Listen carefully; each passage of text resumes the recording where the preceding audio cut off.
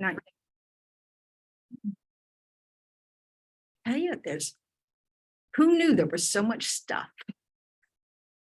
But I'm really happy about Zoom.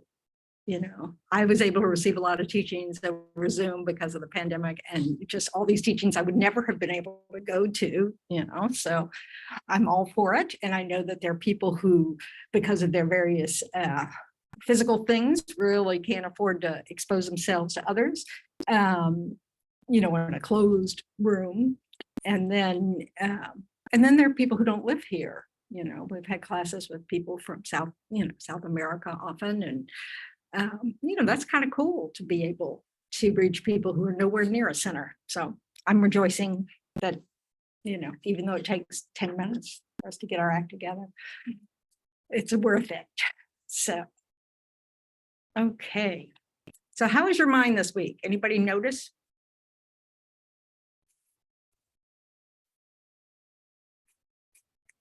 Nobody speak at once. Smothered and scattered. I heard scattered. What was the first? Smothered. I'm not even going to ask. I second both of those. I'm sorry. Mine was scattered and smothered too. Oh, Peggy's right there with you. She said hers was smothered and scattered too. Now a club. That's why we're here. That's why we're here. Yes. So I've noticed that I'm noticing, which I think it's progress for me. I'm noticing things that I'm thinking that I don't want to be thinking. So before it just kind of took over. So I feel like that's a good thing, maybe. it's a great thing. It's not pleasant, but it's not pleasant to come up against all your stuff that's constantly bombarding you, but at least I'm trying to catch it. Well, I think it's great. Just noticing is huge. And then actually catching it where you're not acting from some disturbing state of mind is like so excellent. I mean, that's the whole point. So those are really great things. And it really, one of the difficulties is that it may not be pleasant. We see how our mind's responding to things and kind of going, oh, I'm kind of a jerk. Or, gee, really? I'm this impatient, or whatever.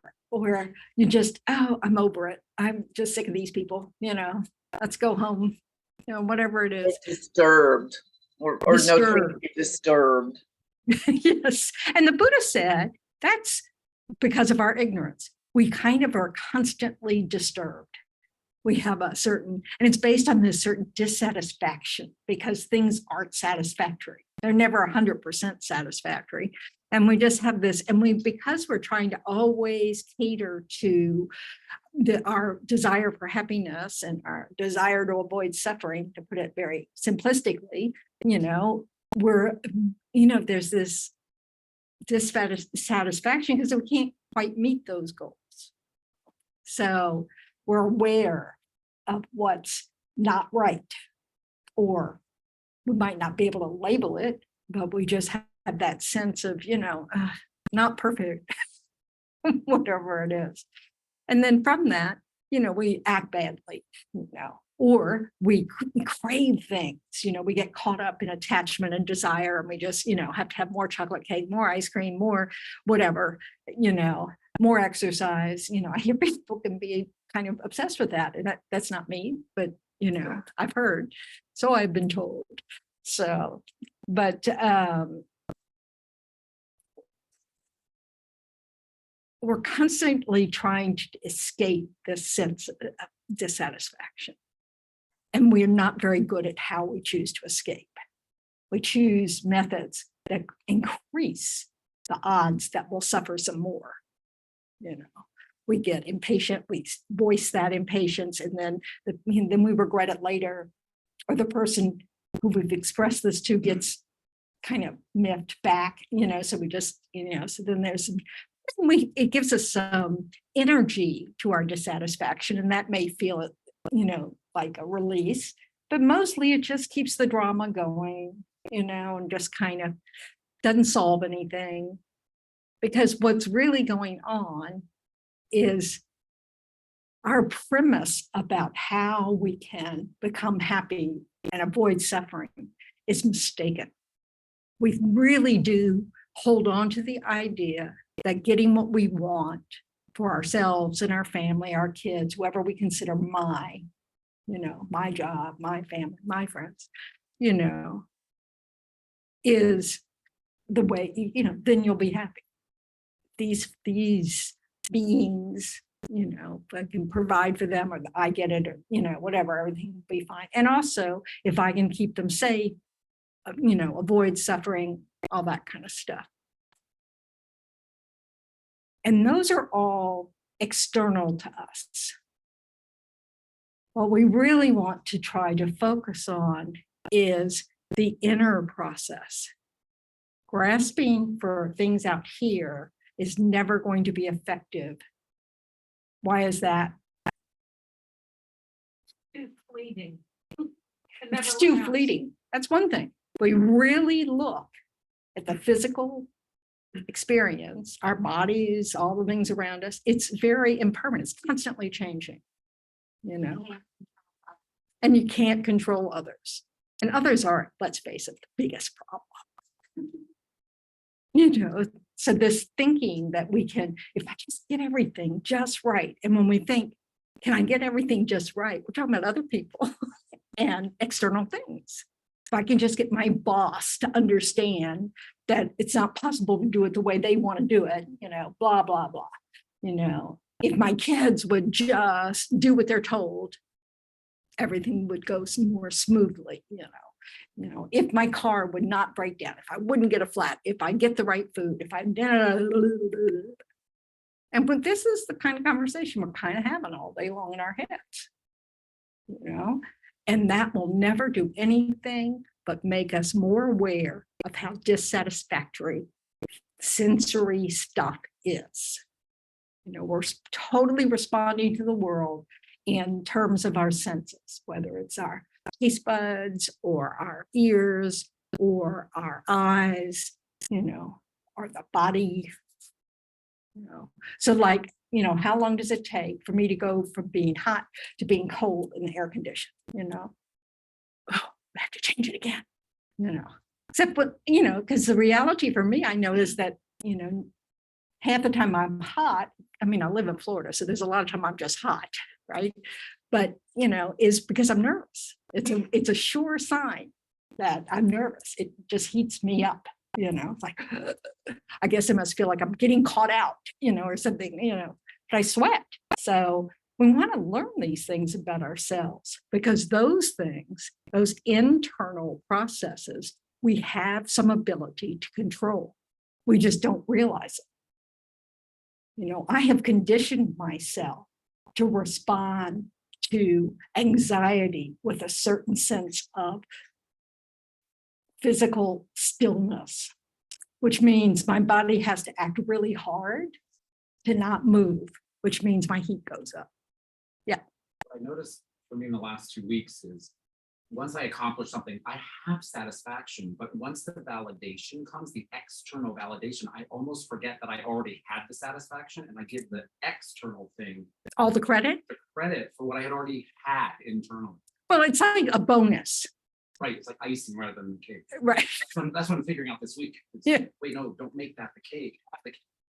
The ice, but I was actually taking away the cake and making it the cake, even though I already had the internal sense of mind. Do you see how much work that is? Yeah. Yeah, it's a lot of work. And this is how we think. We're like, yeah, it's good, but it'll be even better when everybody else notices, So it's like it's somehow wrong to want validation from others. The trouble is we rely upon it. We make it sort of the end all and be all, so that we have to have appreciation or recognition. I mean, it can even be recognition that we're suffering, in order to then put into process something to help, actually address it. How long does that satisfaction last when it's about achieving something? Seconds, maybe a day. Until what? Crazy. Well, until the next thing comes up. All right, that's done. Da, da, da, da, da. So we just move on. Partly because we crave that sense of accomplishment. Has anybody ever gotten really annoyed when they've done something at work, finished something at work, and the boss comes in and says, I need you to do it again because I want it this way, not that way? Has that ever happened to anybody? Is it a little annoying? You just done all this work? Does it actually matter? Do you get paid for doing it a second time? Yes. Yeah. They're the boss. You know, but it's like they're stealing our accomplishment. But I've already done that. Can't we go to something new so I can feel a new sense of accomplishment? You know, we're kind of silly in our heads. You know, because what really is important about our jobs? Serving whoever the client is, that regard, nice client. Others. Satisfying others. Yeah. Okay. So that's one thing. Sustenance. Sustenance. Yeah. We work because we need money in order to feed ourselves and clothe ourselves and all that stuff. So does it really matter? This idea of getting, you know, acknowledgement or not having repeat something that just because it's been done before. If we remember what gives it meaning, what gives our work meaning, then we can just be okay. You know, we don't have to agree with the boss. The boss may be, you know, it may be wrong, you know, that it needs to be changed or whatever. Does it really matter? You know. So we want to look at how we're thinking about things when we get frustrated. Are we ignoring what that condition really is meaningful to us? What aspect of it? And getting caught up in the, you know, the impermanence of our work. So we want to, those are the kind of observations we want to make. We want to just kind of go, okay, I'm not happy in this moment. What is that? What's that about? Where am I in this picture? Oh, I don't feel recognized. I don't feel appreciated. You know, I never do anything right. We can create all sorts of stories, can't we? And we've Get fired. oh, I may get fired. Yeah, that comes.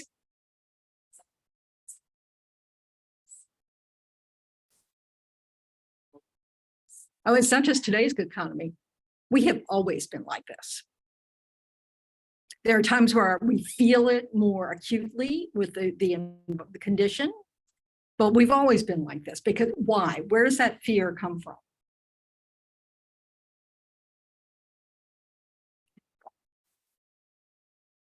Buddha would say things that we call instinct are habits. You know, the mind has, according to Buddhism, when you take this for what it's worth, you know, is that your mind has never ceased. It never came into being. It never ceases. You've had it since beginningless time. And we just keep trading bodies because the body ceases. You know, the body fails.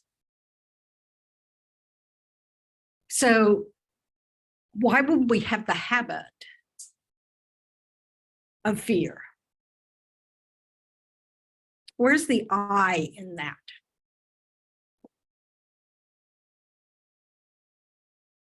Survival. That's a biggie. Bad things happen. And what's that about? So that actually should be proof that it didn't kill you. Oh, my. And you remember that. No, because, you know, that's the thing, right? So if it's in this light, let's not get too caught up in the details. But survival's really important to think about. What are we grasping at when we think about survival? Permanence. Of what? Our life. Saying Me, I want to be alive and I need, so that can translate into when we're babies, if our parents aren't happy with us, we can become really afraid. If they don't meet our needs as infants, that can give us a sense of feeling precarious, because we completely rely upon them for food. So as we can become more, self-sufficient, we don't need our parents to do everything for us, then we, our friends take on a huge importance as we're going through school, all these things. Jobs are important because if we don't have one, we might not survive. And it's not super conscious, is it? Because actually most of the time we're thinking, I'm not dying today. Oh yeah, I know I'm gonna die. Yeah, but not today. What do you think all those people in the earthquake thought? That's over 45,000 people. None of them thought, oh, today I might die. So it's true that we're going to die. So grasping after survival is not enough, because guess what? None of you will succeed. We're not going to survive this. So how we train our mind, the Buddha's teachings are correct, and we carry our habits with us to the next life. How we train our mind is much more important.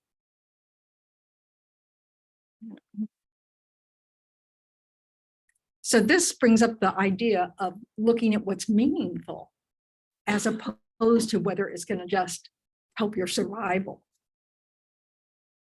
So getting caught up in the different irritations all day long may not be a good use of your time, because the time's limited. And if you think it's going to help your survival, you're wrong. It's not going to. These bodies fail.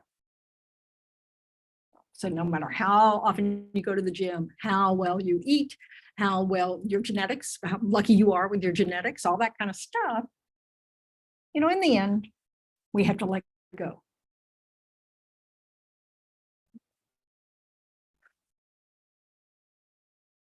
It isn't that we don't need our jobs, that we don't need but our panic, the way we respond with a sense of suffering, like, oh no, I better cling, is not effective. And we certainly don't want that mind at the time of our death. We'd rather have a peaceful mind. Oh, next adventure, whatever. But you're not just kind of going,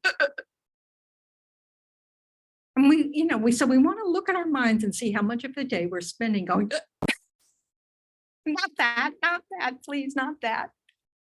And see how we're thinking, how much of how we're thinking is affecting that.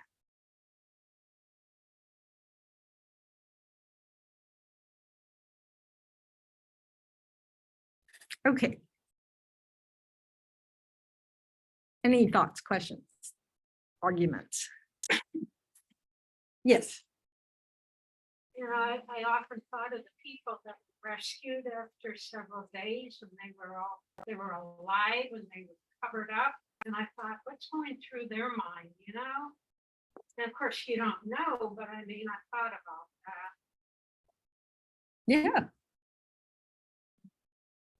So the Buddha would say we can look at our habits right now and get a clue of how we would be like.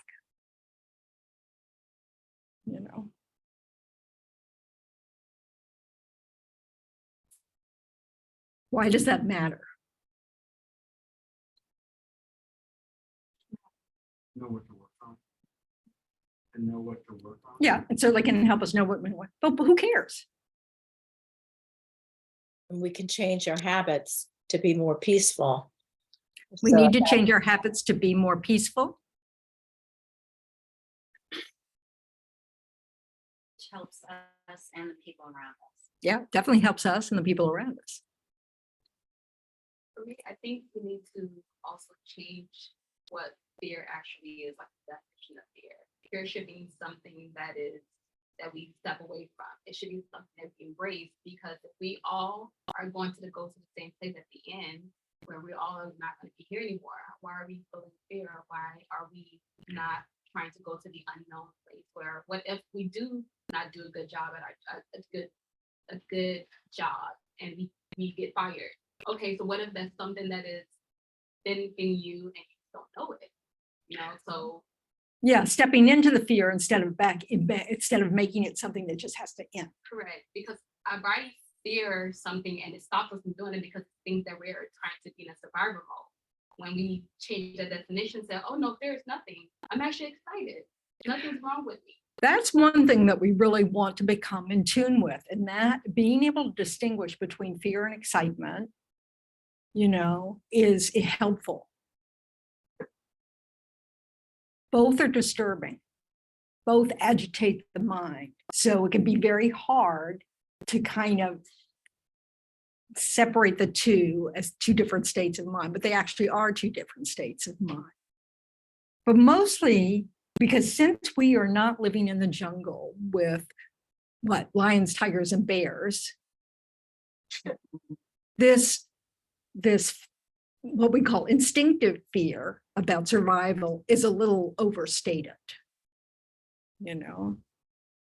So taking care of our health, how we eat, if we exercise, all that stuff, that's something we can do to help this body, but we don't generally have to worry about the snakes and the whatever alligators, and there are places we shouldn't go. We know that.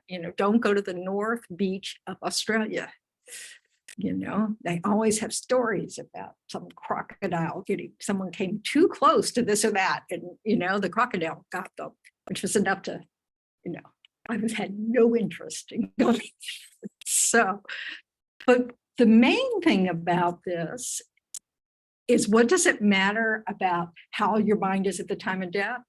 Is that's how you are now. If you wouldn't want this mind at the time of death, this worried, afraid, dissatisfied mind at the time of death, maybe you don't want it now either. We want to practice habits that help us reduce our suffering all the time. And so one important thing is reframing stuff, is looking at how we're thinking about things, going, well, is that true? Is there another way to look at this? Changing our perspective, realizing that, yes, we could get fired. Also knowing that we can just do a good job, but there's little control we have over if somebody else has the power to fire you. It's not really within your, as long as you're doing, what's asked of you. But we can all know we could do everything exactly as expected and it not work out well.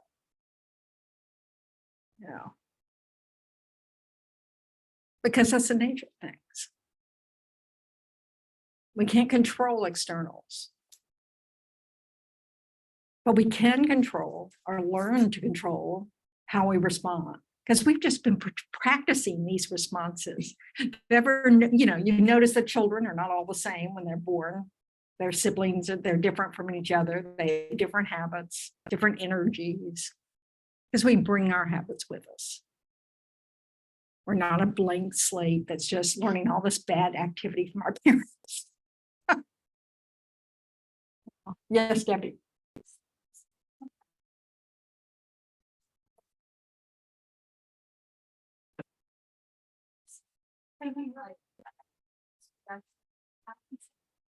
Mm-hmm.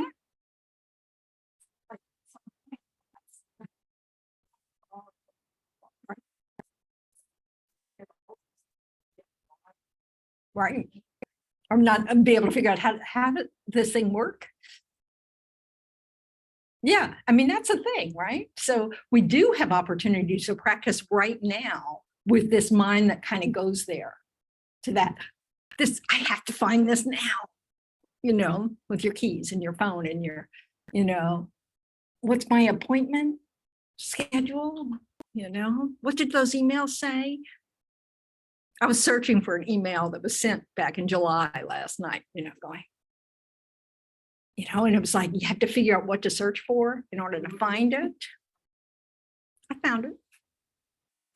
You know, but it's just funny, that feeling of, you know, really, I can't find it.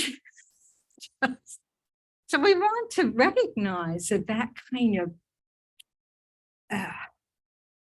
this is where you can really see how the mind that wants something is suffering because it doesn't have it. This is why attachment, which is that mind that's exaggerating something that's good, you know, and thinking that you have to have it all the time, is so dangerous. It leads to so much suffering because you're never going to have it all the time. It's never going to give you the same thing all the time. External things don't work that way. You know, so we really want to recognize when our mind is ridiculous.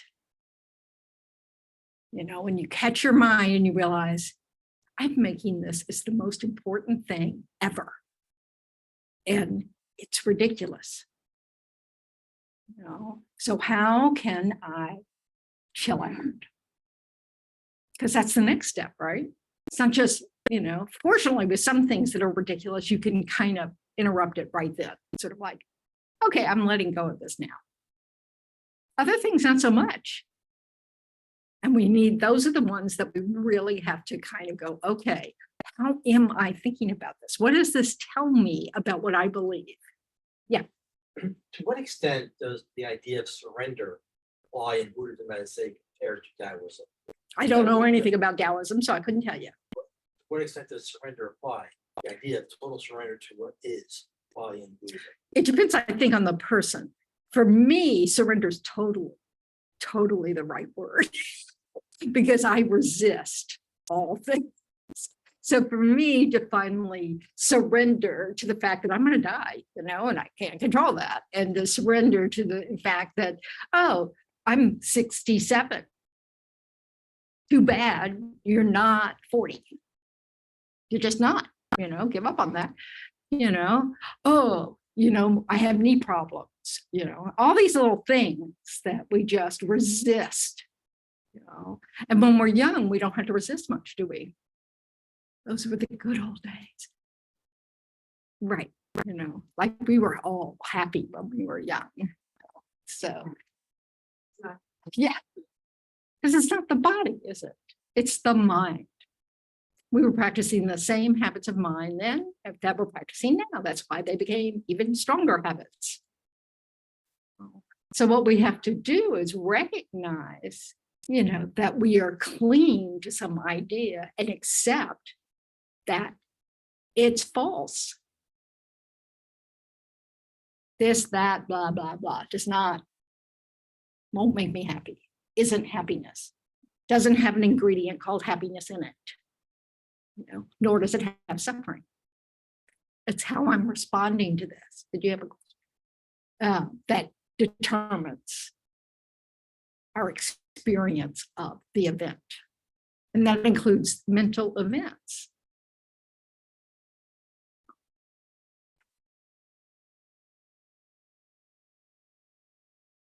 So one of the oft-used exercises of looking at how we have these notions in our mind and maybe we should consider thinking differently is looking at the words friends, enemies, and strangers and looking at what they really mean. So what does a friend mean to you? What do you think of when you think friend? Someone you like. Okay. Okay, first, someone you like. What's in there? You, me, I, someone I like. Okay, so they have to meet that criteria. I have to like them. Something else. Someone you can trust. I find them trustworthy. I can trust them. Easy for me to say. Thank you. Thank you. My second grade school teacher noticed I had this problem. Reciprocity. Trust is good. Well, that's sort of, if that's that kind of thing, like if I do something for them, they'll do something for me. Or not even just actions, just emotions. Give and take. Okay, so you're in there. Again, what else? Reliable. Reliable. To who? Me. It's all about what we get from them, isn't it? Fair enough. Why not hang out with people who give you stuff, whether it's mental or, whatever, that you enjoy being with. But don't kid yourself that it isn't about you. So what do we call enemies? People we don't like. We don't really tend to think of enemies, Sometimes you might. People we can't trust. People we can't trust. They've proven they're not trustworthy. Do they agree with you? Not very often. They have idiot views, don't they?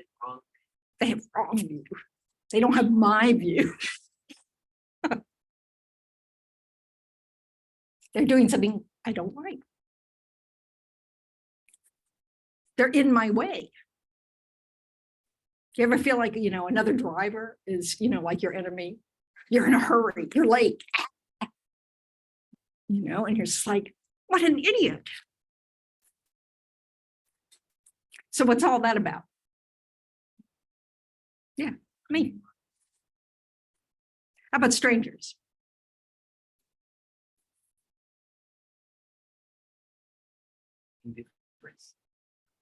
Do they do anything for you? No, you don't know them. So it's not about you because there isn't anything there. So they're just strangers. So generally, we don't think about them. So everybody in this room was a stranger at some point to each other, just in this room. Everybody in this room, has friends, right? Have you ever noticed that your friends aren't necessarily lifelong? What were they first? Strangers. All those strangers out there are, guess what? Potential friends. How cool is that? So what happens when someone who was a friend becomes an enemy?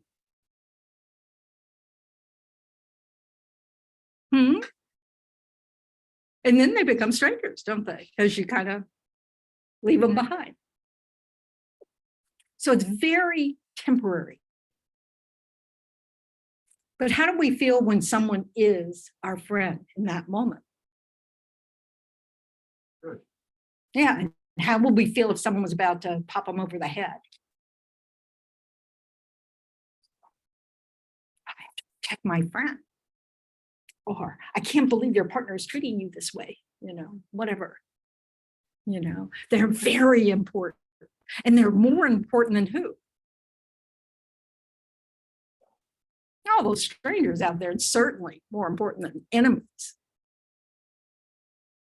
But when that friend, say you find out they're sleeping with your partner, how quickly do we go from really liking someone to hating their guts? And what do we think? What's the story we tell ourselves about that friend who's no longer a friend? They were never friends. They were never a friend to begin with. A friend would never do that. Well, we're not talking about a partner. After all, we want to keep the partner. The friend we can do without. Now, what are the odds If you really like someone, that they might like the same person as you.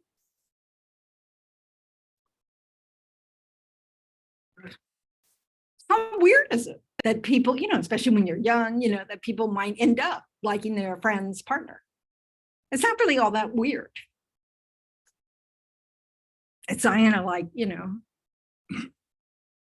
and then there's the opposite, right? How can they like that? We judge people's partner. So the Buddha would just say, we need to really see how temporary these labels of friend, enemy, stranger are, and how everybody we've considered friends have been strangers. Some of them have become enemies. Some of our enemies have become friends. It's just fluid, isn't it? Depending on our relationship with them. Whether they embody those qualities, which is really about us. I like them, I like their views, blah, blah, blah, whatever it is. Nothing wrong with that. Again, it's not about having preferences. There's no problem with preferences.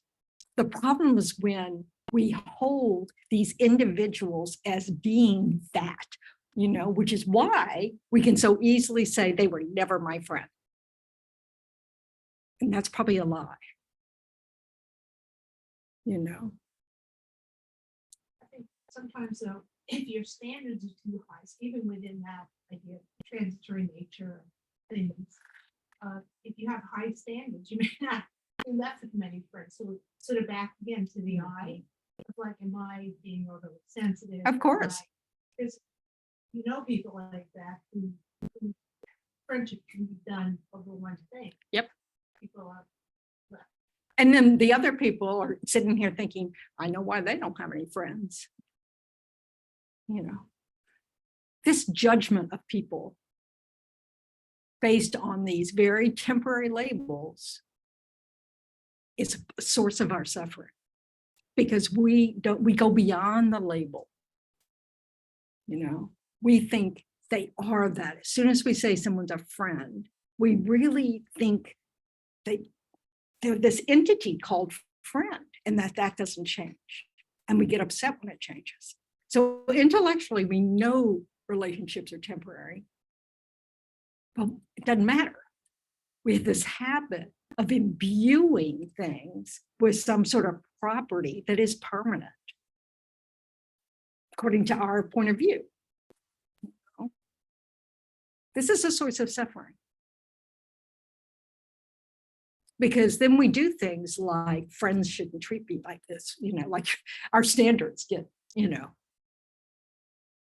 But it also means we treat other people based on these very questionable labels. It also, this superimposition of some sort of entity, like friendship or a partner or my boss, whatever, is no one can be that. It's not how we exist. And that's a problem in our thinking. It's the same thing about our grasping at this self. I'm somehow over here, I'm myself. I've got to protect this self at all costs, within reason, whatever, That comes from this false sense that there is a me that happens to be called Tendron in this particular time, because I haven't always been called Tendron, that there's some tenderness that I've had since birth, even though it wasn't given to me until I was 47. See my point? We hold on to this idea of a self that is somehow something you could actually point to. We can point to our bodies. Did we ever point to the same body twice? Not if sitting in meditation and seeing what my body reacts is any indication. It's constantly changing, going from knee problems to back problems to, We really don't exist the way we hold ourselves to exist.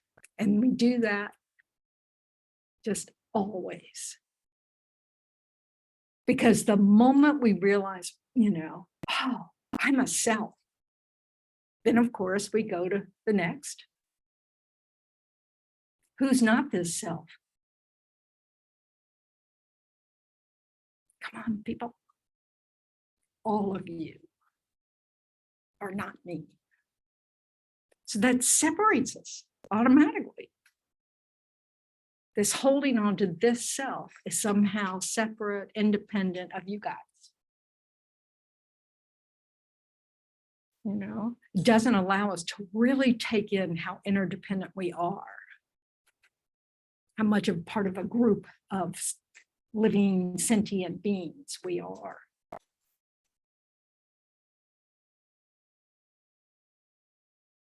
And holding on to this sense of self so tightly can help make it difficult to recognize we can change the way we think.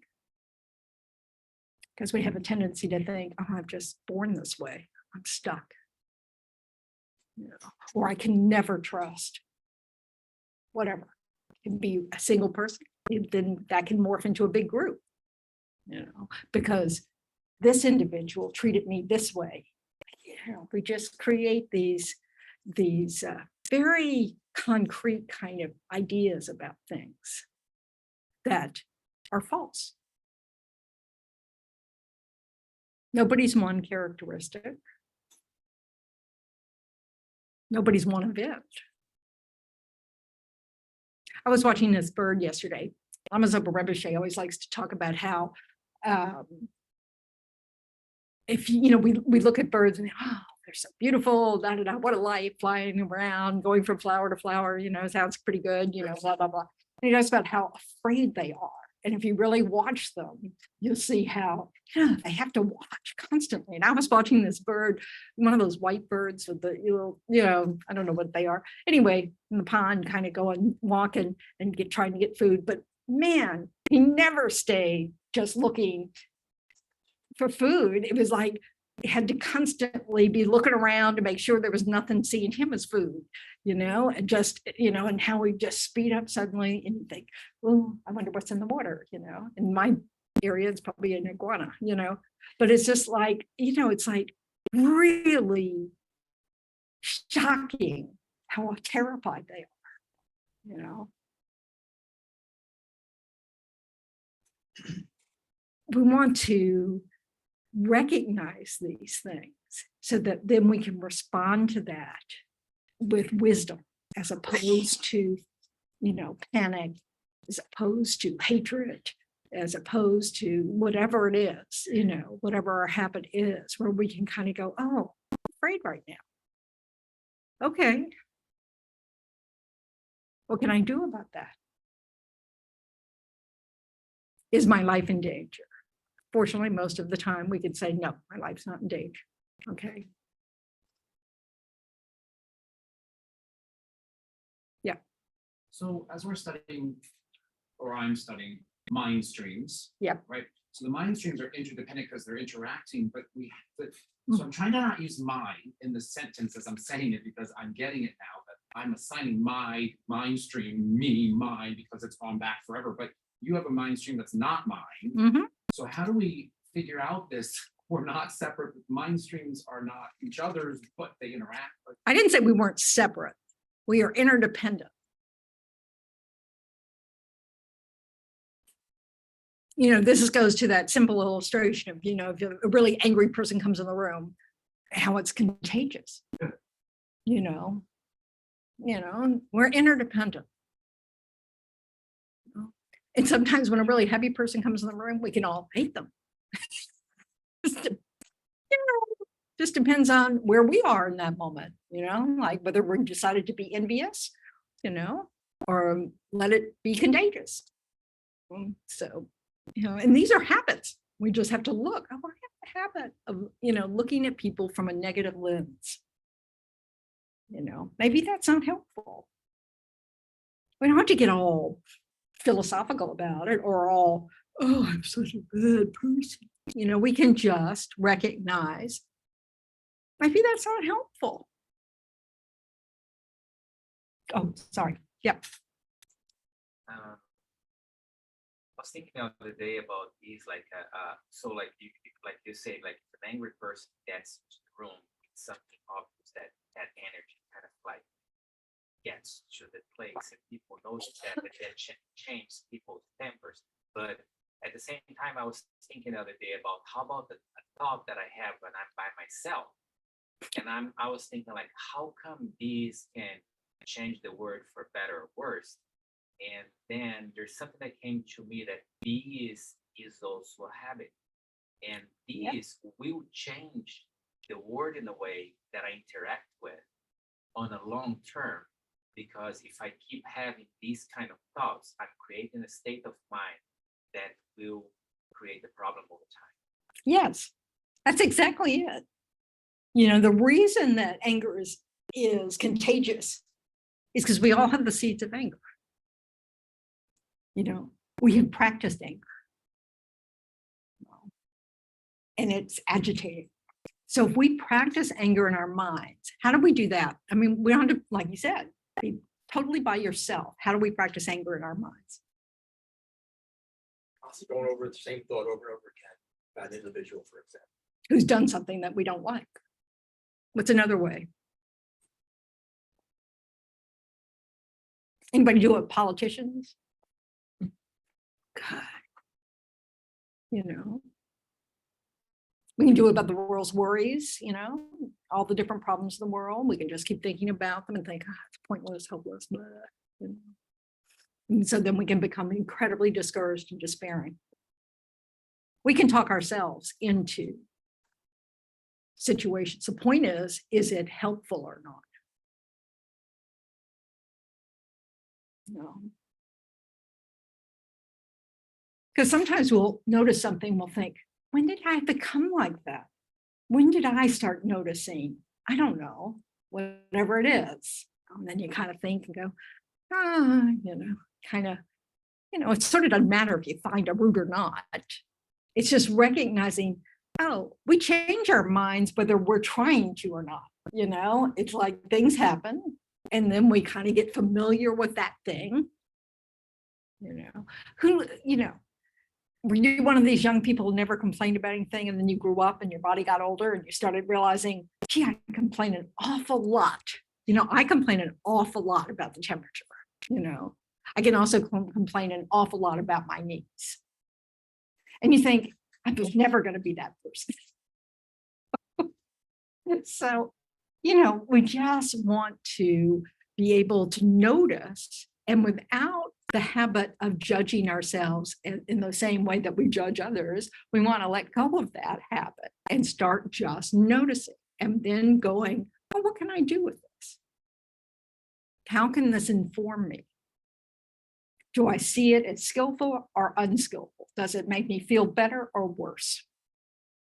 You know, is there a way to look at this differently? Or do I just need to drop the habit altogether?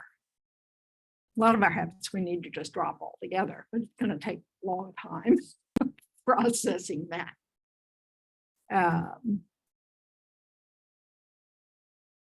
So what do you think? How do you do that? How do you do it? I'm sure that you don't just notice the ones that aren't so good and then make those worse. I bet you don't. I'll try to observe next time, see. Maybe sometimes I try to see what happened like a few minutes ago that brought me to the state of mind. Yeah. So we can see it in ourselves. Yeah. I think in the last thing I learned that if you have bad thoughts about, let's say, yourself, you know, you have to have the last saying. Everyone knows, like, if you're growing up, your parents have the last. Whoever has the last saying is the strongest person in the room. So in your mind, it happens the same way. If you go, oh, so hot, oh, my knees hurt, my shoulder hurts, oh, I'm complaining again. Well, you know, maybe like you said, noticing and dropping it, but with having a last thing, something that you go, okay, it's fine. Temperature is fine. Oh, I don't need to drop the temperature. Or maybe I'm 70 years old and my knees are gonna hurt, and there's no Right. just having the last say in a good, positive way. Yeah. So what does that require? Well, gratitude's nice, but maybe there's something to be grateful about. We think that everything, we can have gratitude that it's not worse. That doesn't mean we don't have to acknowledge that we are suffering in that, it's not, again, it's not about preference or dislike, preferred. What's the opposite of preferred? It's funny, our language. Disdain. I don't think I've ever thought that word, but that probably describes it. Anyway, adverse, that it's about using also our wisdom, like it's temporary. It could be worse. What else? What I normally do is I have a paper and I write down about a line and I write down what the issue is. And if I can fix it, I write down, okay, so this slide, you can fix it. So if I am gaining weight, what can I do? Oh, I can exercise or I can eat right. Okay, so I can fix the issue. If something is happening here and I cannot fix it, then okay, so what am I going to do about it? I can't keep putting in my mind over and over again things that's not serving me. So let it go. So that's what I do. And it's been working out for me. If I'm having a problem with speaking, I'm going to just say, let me talk, let me say something, let me just say anything. If I have a problem with making friends, I'm going to make friends because I can do it. Like if I can't do it, if it's not under my control, let it go. So, this is the wisdom that we want to develop. What's Shanti Davis say? You can fix something, fix it. You can't fix something, why worry? Right. So that's one thing. That's a type of wisdom that we want to apply. So when something's arising in our mind and we can see that this isn't going so well, we want to ask ourselves those questions. Yeah. Right. Was stepping away, because I think it's more difficult to practice those things when you are in the middle of it. Yeah. And it's like, the fear around the room and the nervousness and the anger, from sometimes bad news. And I think like for me, it's helped just to step away, find my center again, and act again.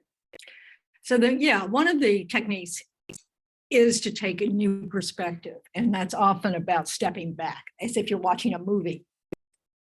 We can't always do that in the thick of it. When something's happening, you're in, there's a conversation, but you can mentally step back and not engage.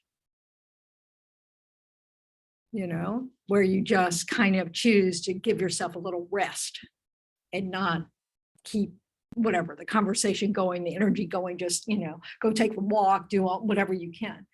Then you can also, at another time when you're not in the thick of it, say before you go to sleep that night, whatever, you can sit quietly and kind of think about these things in a condition that allows more than just whatever was arising for you in that moment. So you can allow wisdom to arise, compassion to arise. Because like one of the things that we can apply when it's something that we can't fix, but that we suffer from, is to have compassion for ourselves. To really understand that, not pleasant. Doesn't mean we have to cling to it. We just have compassion. Oh, I wish that would not be there, but it is there. Yes, Lee. For me right now, in my practice, I'm trying to build the motivation so the motivation becomes more effective during this time. My life is short. I was given this life, how magical that I was even given this life right now. So I'm trying to build those kind of contemplative meditations so that when those moments come, I have that drive to help me be more wise. Because otherwise, sometimes my little monkey mind starts. Yeah, well, your habits come up. We are trying to counter our habits of mind that are unskillful. So we have a lot of unskillful states of mind. We also have skillful states of mind, and we want to use those more often. So sometimes it's like using the voice and the tone that you'd use with your best friend. you know, to be kind with yourself, patient with yourself, gentle, recognize that this, you know, that you're afraid or you're sick or you're, you know, whatever, you're lonely or, you know, and, you know, have some compassion for that. And then you want to bring your wisdom. Is there anything I can do with that? Writing things down can make it very clear cut. You know, like I always, when I first started meditating, you know, of course, the mind just keeps going, right? Let's have a chat. I kept a notebook next to me so I could write something down that just kept rearing its head, you know, so distracting me from whatever it was I wanted to think about. So I could just say, okay, it's written down now, you're not going to forget it. So I could, you know, help myself forget it. Because it was just a distraction. It was just a way to keep myself from doing what I had chosen to do. Yeah. So, but so you know, we use tools to help ourselves, you know, so you can write things down so that you can then not distract yourself with whatever state of mind you're trying to work with, you know, so you can look at your anger, look at your frustration, look at your jealousy, look at your ennui, you know, look at your, you know, whatever's going on and be able to look at it with that I'm watching a movie kind of place. You know, in other words, you're not under threat. So you can give yourself that kind of mental safety, you know, that nothing, I'm just thinking about this, it's not happening.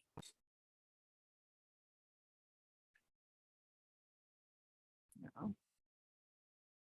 I used to call fear, you know what, future emotions acting in advance of reality. You know, because literally, I really don't generally have to worry about a tiger pouncing out, you know, so my fears are usually not about something that's actually happening. It's just about, you know, what I can imagine happening. It's a total made up story. So we have to give ourselves some distance, mental distance, learning how to sit quietly and just be can help us develop a discipline of not distracting ourselves from the task at hand. You know, so often when we meditate, we start with following the breath. Or you can do it when you're walking, say you're walking or you're running or something. You can do it by just, you know, you're settling your mind down by concentrating on one thing. That could be the breath. It could be your feet hitting the pavement. You know? And what you're trying to train your mind to do is to do as it's told, not just whatever it wants, you know, and this takes a lot of work, surprisingly enough, you know. Now, if you've trained as an athlete or something, you may already have this skill pretty good, you know, so then you may really have to do it just sitting. You have to do something that, you know, it's not so easy to just, you know, to just sit. But, you know, you're good at it with running or walking or something like that. But the whole idea is you don't do that forever. You just train yourself to stay on task. And we all have this skill, or none of us could have graduated from school or gotten jobs or learned how to drive. We all have this skill. We just haven't learned how to use it at will. You know, we have to have something, we have to, well. Yeah, go ahead. This person said this, to me, like, it's reinforcing. Yeah, you're rehearsing it. Yeah. That's why I'm not, you know, it's sort of like that. So something happens and you've got something's been stirred up, you know, well, just shut up. You know, don't keep it going. You know, don't keep the conversation going in your head. Don't keep it going with your friends. Don't, you know, just kind of let go so that you can create that sense of distance, you know, and then look at it, bringing more to, you know, bring more states of mind to it, you know, so it's not just whatever that immediate response was. So being able to, you know, practice just keeping your,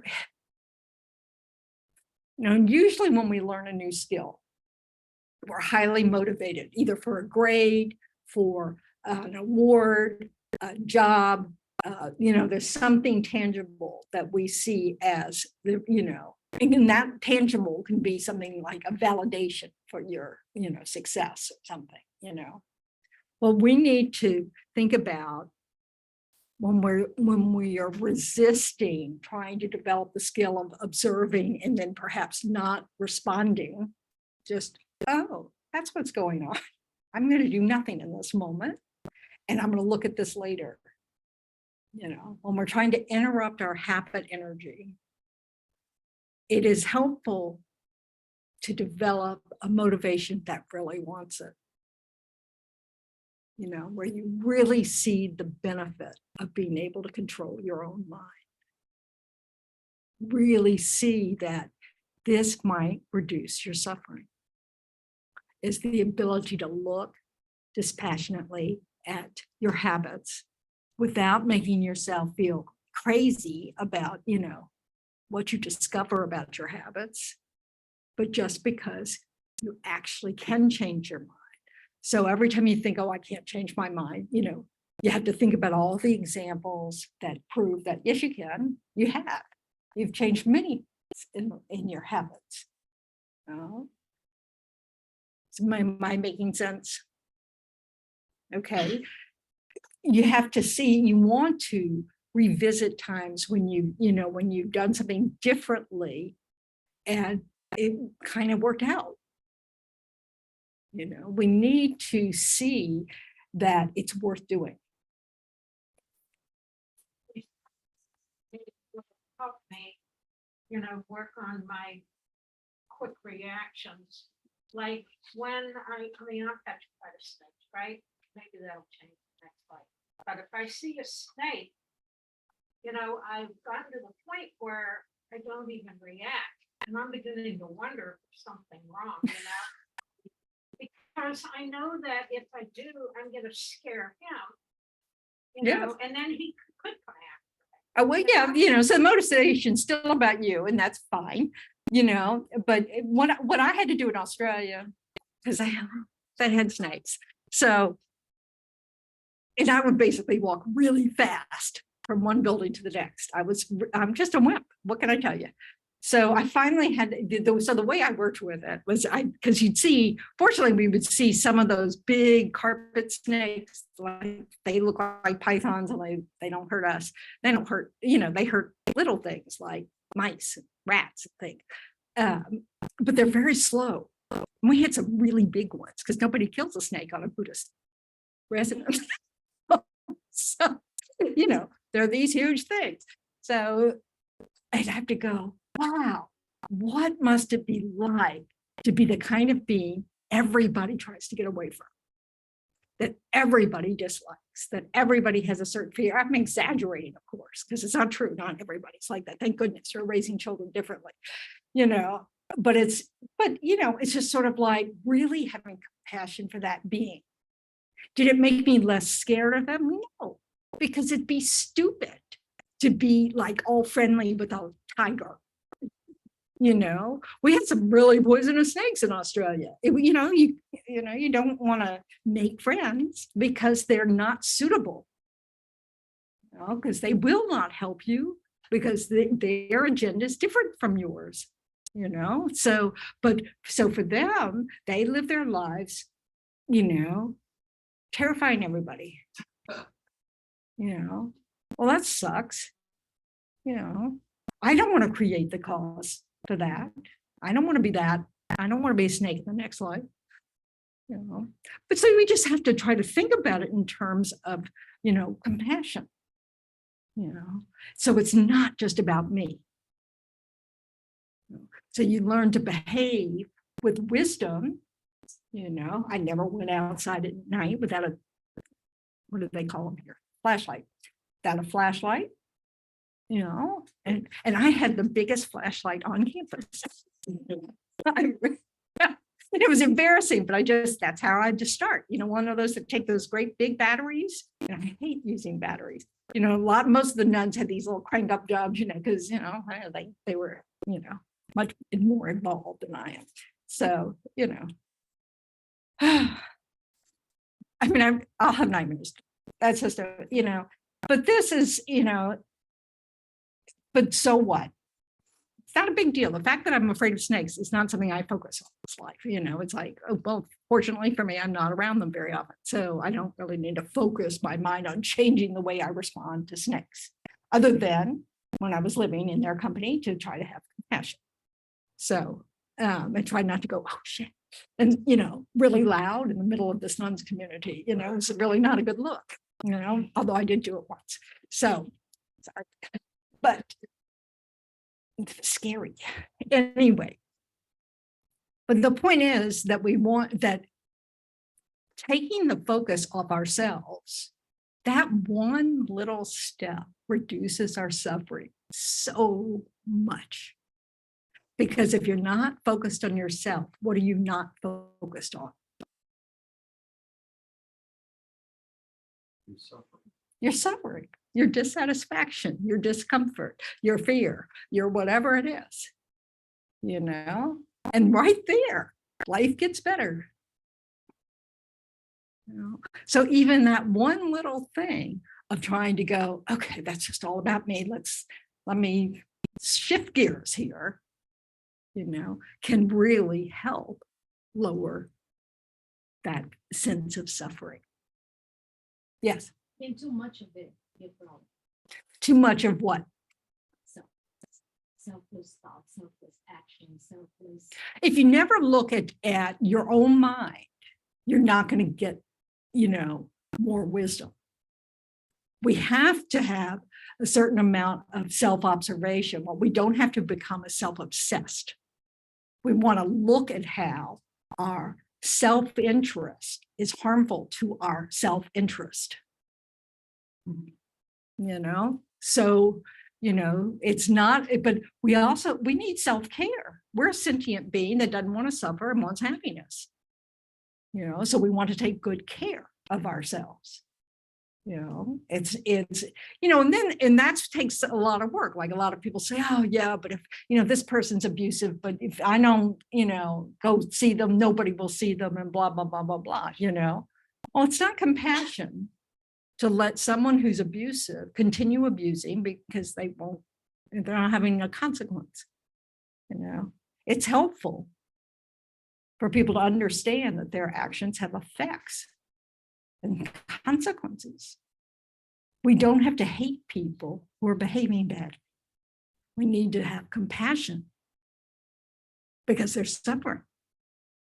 If you've ever gotten mad at someone and said all sorts of horrible things, remember how you felt in that moment. It wasn't because you were happy, it was because you were suffering. And so other people who are doing that are suffering. It's not a mind you'd want to have. So it's a matter of just, but it doesn't mean we don't have enough self-care to get out of the way. Yeah. Yeah, so I'm looking at self-cherishing and other cherishing. And I've been kind of watching it as much as I can. And something as silly as I'm in the house and I yell for my partner, not going, wait, what's he doing right now? Like I didn't walk in to chat to cherish his moment. And I didn't upset him or anything, but I'm starting to go, God, I have to really slow down if I'm going to be other cherishing. Yes. Until it becomes more of a habit. Otherwise, Yep. I mean, it's such a silly example, but it was an example I went, oh my God, I just interrupted what he was doing without thinking because I had something I wanted to know right then and there. So It's yeah. basic that. Well, the people who have instant gratification as their go-to state of mind, are selfish. That's what it is. The Buddha said that's how we are. So we want to try to train ourselves to recognize that habit doesn't actually lead to happiness.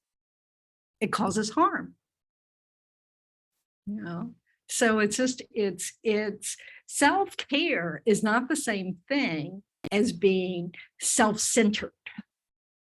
Where everything's about us, we're the center of the universe and everything should be about us and cater to us and all that kind of stuff. It's about recognizing we're not the only person in the room.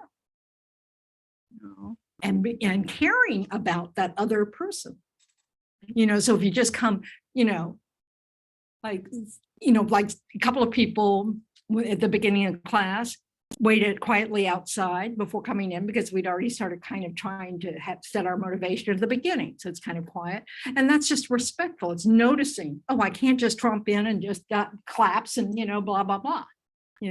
We want that attitude. We want to nurture that attitude that notices I'm not the only one in the room. And not only that, my loved ones aren't the only ones in the room. They're strangers to consider, enemies to consider. We're interdependent in the whole world.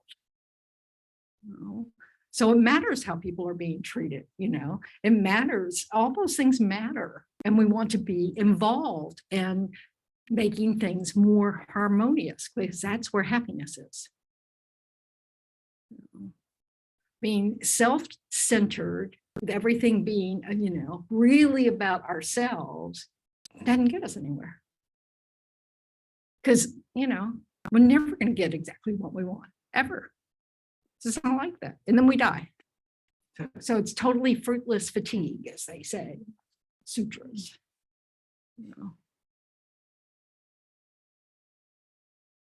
Okay, I'm out of time. I'm going to leave this meditation up in front of me for next Sunday. It will happen. Okay, so take a moment to remember what your motivation was when you came in, the reason you came, and pat yourself on the back for following through on whatever it was. Hi, Brian. I've lost you, Brian. We've got prayers up there. These are really quick. You don't have to look at the screen just because there's something on there, even though, that's why we have these things hanging everywhere.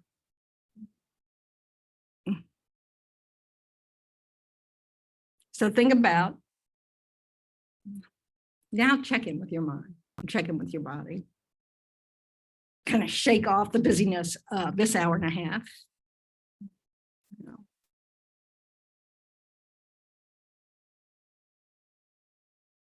And rejoice in whatever efforts you've made that may prove to be beneficial for yourself and will ripple out to benefit others. The great news is that creating the true causes for happiness for others creates the cause for happiness for ourselves. It is a win-win. It is not all them. It is just, we cannot lose with that coming from that angle.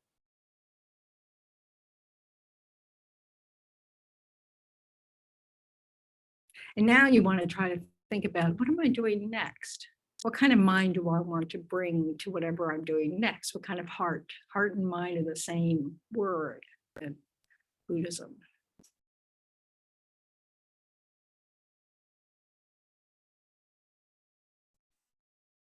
And then you can take a minute in your car before you drive off, thinking about, okay, what conditions will help me be how I want to be today in whatever I'm doing next.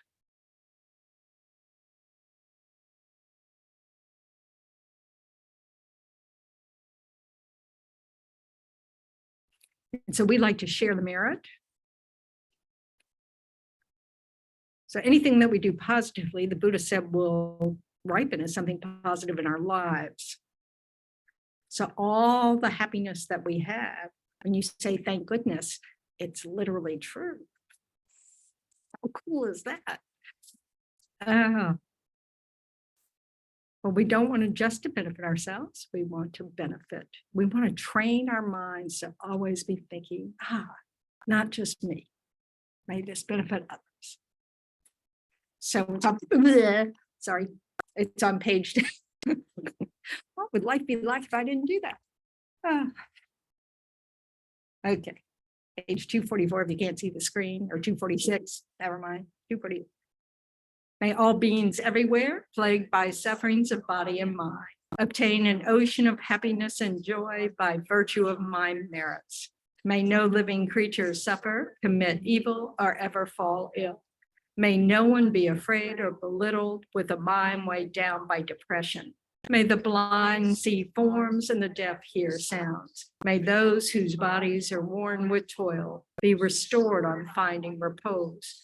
May the naked find clothing, the hungry find food. May the thirsty find water and delicious drinks. May the poor find wealth, those weak with sorrow find joy.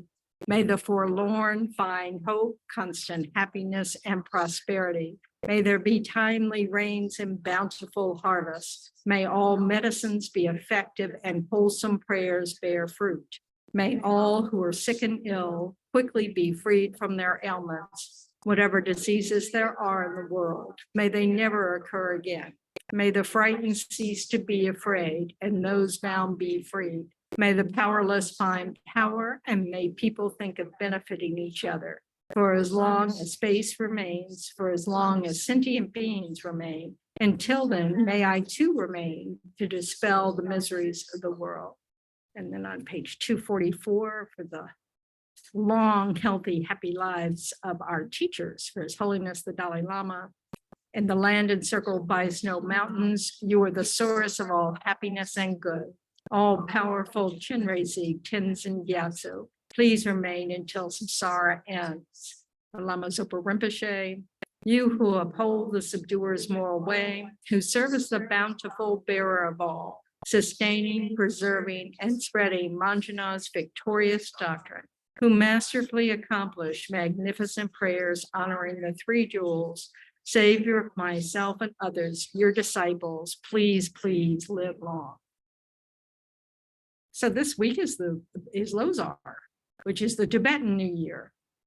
And like everybody everywhere, people celebrate the New Year, right? So it's based on a lunar calendar. It's a year of the water rabbit in Tibetan.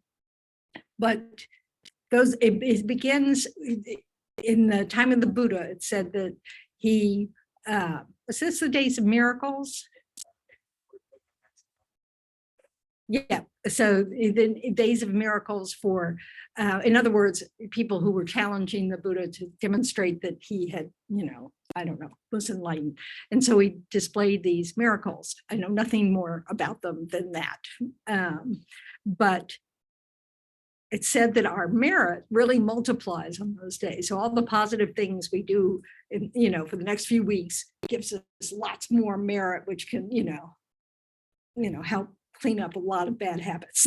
Those of you, this is a good time to do your practices. Those of you who have some. For everybody else, one of the things that's really easy to do that's really helpful about training ourselves to think of others is every time you eat, to really kind of offer it up to everybody, like, oh, how lucky I am. But to think about how many people were involved in you having that food. From the people the farmers who started planting seeds way back, discovered crops. Oh my goodness, to, all that goes into it, and the distribution, and it finally gets to the grocery store and then finally gets into your kitchen, whatever. That can be a way to really help you, thread that interdependence theme, just really recognizing it's amazing how many people help us with one meal, and we eat more than one. So, thanking them for that and sharing it is a great, what His Holiness says, if you knew what I knew about generosity, you would never skip offering in the beginning of your meal. So, okay. Do we have announcements? When is your next healing? This Friday, on the 24th of February, 7 o'clock? 6:30, Friday here, register. There's a healing, what is it called? It's called sound therapy. I use that and crystal balls and other sounds. So it's sound healing therapy. It's lovely from what I hear. So, but there's a limited number of people that can be in the room. Any other announcements? Yeah. Saturday and break. Okay. So this Saturday, what time? 2 p.m. and 3, check out our calendar. It's animal liberation. So, that's an opportunity to help, think of others again, saying, let's save these lives of these insects or whatever, I don't know, what the worms or whatever. And that's a great practice to do if you're worried about anybody's health, because they say Buddhism says that the cause of bad health is having harmed others in the past, physically harmed them. So rescuing the lives of those who be used for fishing, is a way to clean that up. So you can dedicate it to anyone that's sick, to yourself, to whatever. So that's next Saturday. Look at the calendar. Generally speaking, Sundays are the days we're open. If we're open for another day, we'll still say so in the calendar. Just to. Yes, and we're not always open. Yes. And discovering Buddhism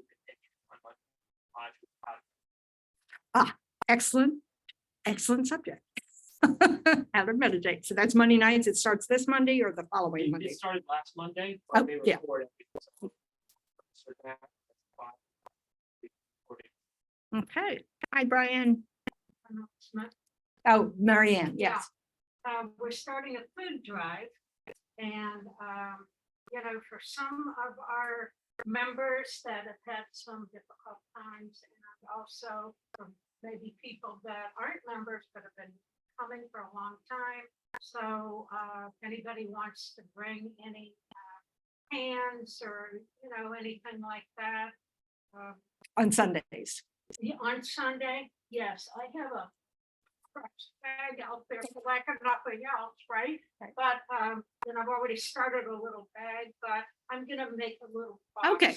So I'll there. make a box and we'll put it in somewhere or other. So if you think of it, remember on Sundays to bring some extra food to put in the food drive box.